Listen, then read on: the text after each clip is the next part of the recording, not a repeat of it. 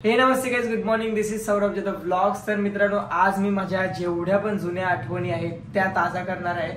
माझ्याकडे सध्या 1,500 पेक्षा जास्त फोटोज आहेत आणि खास म्हणजे माझे लहानपणाचे जेवढे पण फोटोज आहेत त्या फोटोजवरती मी आज रिएक्शन देणार आहे. त्या फोटो मागची गोष्ट काय आहे ते पण मी तुम्हाला सांगणार आहे. चला सुरू करूया.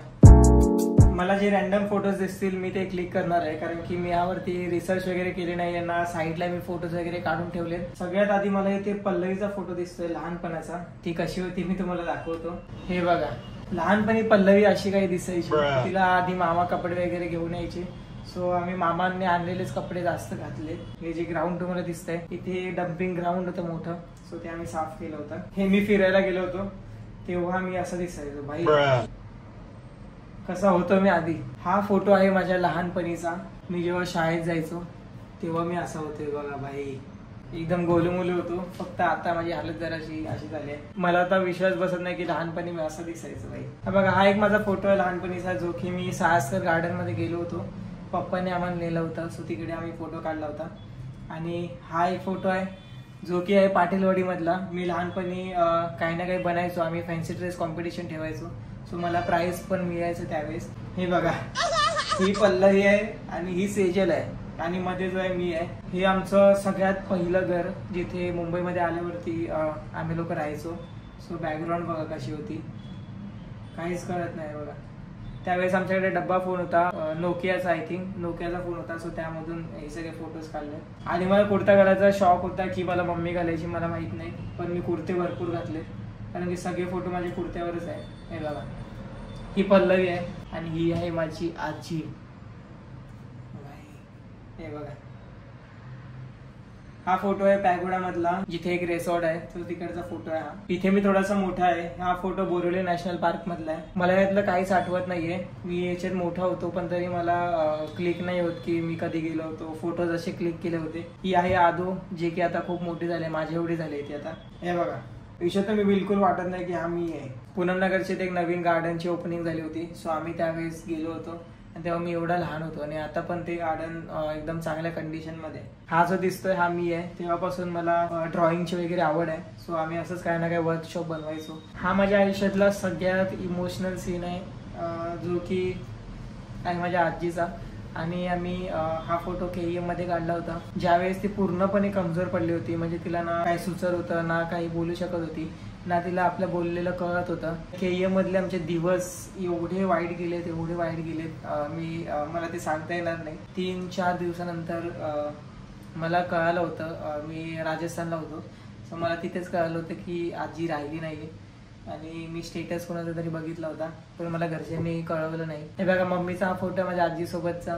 मम्मी रोज बोलत असते की आजीची मला आठवण येते. रोज रोज रात्री ती बोलते. आणि मला तिचं ऐकून मला इतकं वाईट वाटतं की मी बोईसरला गेलो नसतो तर हे सगळं झालं नसतं. आजीला जेव्हा आम्ही नेलं होतं, सो तिकडे ती कमरेवरती पडली होती. आणि मग तेव्हापासून तिचे वाईट दिवस सुरू झाले. हॉस्पिटलमध्ये जाणं येणं तिथूनच आमचं सुरू झालं. हे आहेत माझ्या बस्ती मस्तीची टीम, जी की आम्ही सुरुवात केली होती यांना शिकवण्यासाठी. हा माझा फर्स्ट डे होता जेव्हा मी त्यांच्याकडून ड्रॉइंग्स काढून घेतले होते. सो आम्ही इथेच खाली रोडवरती बसलो होतो. आणि जर कोण इंटरेस्टेड असेल लहान मुलांना शिकवण्यात, किंवा अशा मुलांना जे की रस्त्यावर राहतात, ज्यांना शिक्षणाची खूप गरज आहे, सो अशा मुलांना शिकवायला जर तुम्हाला आवडत असेल, तुमची इच्छा असेल, तर नक्की मला कमेंट करू शकता किंवा मेसेज करू शकता इंस्टाग्रामवरती. ही वेणीला इतकी हुशार आहे, जिला शिक्षणाची खूप जास्त आवड आहे, पण तिच्या घरातून तिचे पप्पा वगैरे तिला जाऊ देत नाही. हा खूप जुना फोटो आहे आणि माझ्या हातात तुम्हाला दिसत असेल एक चिमणी आहे, चिमणीचं पिल्लू आहे. याची स्टोरी अशी होती की मी आरेमध्ये फिरायला गेलो होतो आणि तेव्हा 2 चिमण्यांमध्ये भांडणं चालली होती. आणि तेवढ्यात ही माझ्या समोर येऊन पडली. डोळ्यांमध्ये काहीतरी इंजरी झाली होती, पण ती 2 दिवसानंतर चिमणी मेली. पूर्ण कडक तिचं शरीर झालं होतं. सो मला त्या काळात खूप वाईट वाटलं होतं. आणि म्हणून मी जास्त घरात पक्षी वगैरे आणत नाही. असं मिळालं तर रेस्क्यू करणारी जी टीम असते मी त्यांना लगेच कॉल करतो आणि मग त्यांच्या हवाले देऊन टाकतो. 15 ऑगस्टच्या दिवशी मी माझ्या शाळेत गेलो होतो. आणि ही आहे माझी शाळा, बाल विकास विद्या मंदिर. ही आहे माझ्या आयुष्यातलं अनमोल पाखरू. राणीला तुम्ही लोक ओळखत असाल. 13-14 वर्षांची झाल्यावरती ती वारली अशी. आणि तिची हालत इतकी बेकार झाली होती. मी 2-3 दिवस कंटिन्युअसली तिला शोधत होतो, पण शेवटी मला ती सापडली आणि मी ती अशा अवस्थेत सापडली. सो मी तिचा अंतिम संस्कार वगैरे सगळं केलं.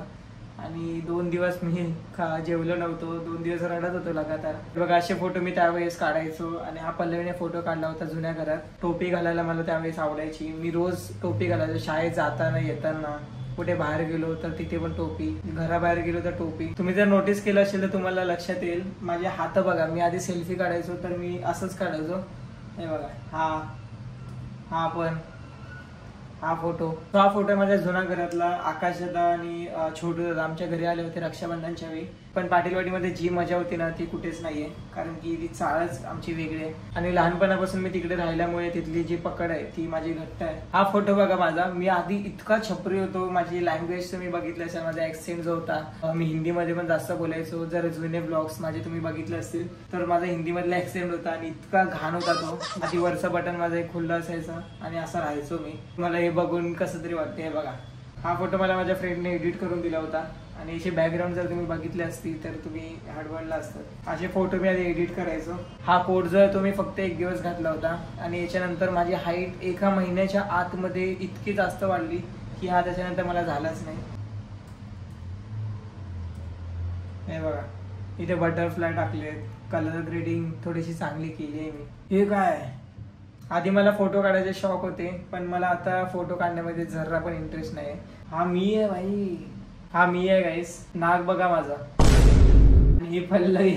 आर्मीमध्ये जाणं माझं स्वप्न आहे आणि ते पूर्ण होईल की नाही मला माहित नाही, कारण की मी सध्या युट्यूब करतोय. पण आर्मीमध्ये जर जायचं झालंच तर मी नक्की प्रयत्न करेन. ये हे झोपडपट्टी का अक्षय कुमार, तुम्हाला दिसत असेल. मी अशी फोटो काढायचो. हा पल्लवीने फोटो काढला होता. म्हणजे जे काही आम्हाला सुचायचं ते आम्ही काढायचो. तेव्हा टिकटॉकचा जमाना होता.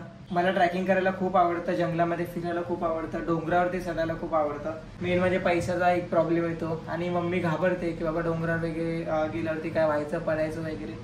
सो म्हणून मम्मी मला जास्त पाठवत नाही. पण थोड्या वर्षानंतर आपण फिरणार आहोत, बरेच ट्रॅक आपण करणार आहोत. लॉकडाऊन मध्ये सगळ्याच शाळा बंद पडल्या होत्या. आपण 10वी मध्ये आम्ही पेपर आमच्या घरी लिहून दिले होते. सो आम्हाला 4 तास दिले जायचे.